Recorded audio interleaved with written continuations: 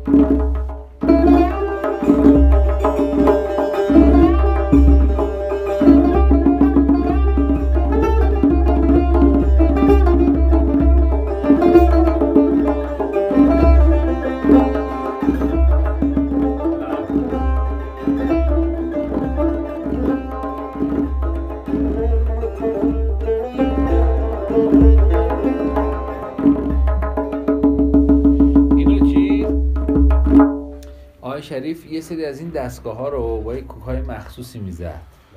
بله. حالا اینا رو خیلی مثلا توی چیز اینا رو حالا پخش میزد کن. اینا رو خیلی خصوصی به من میگفت که مثلا آقا من ماهور مثلا 2 رو از کجا میزنم.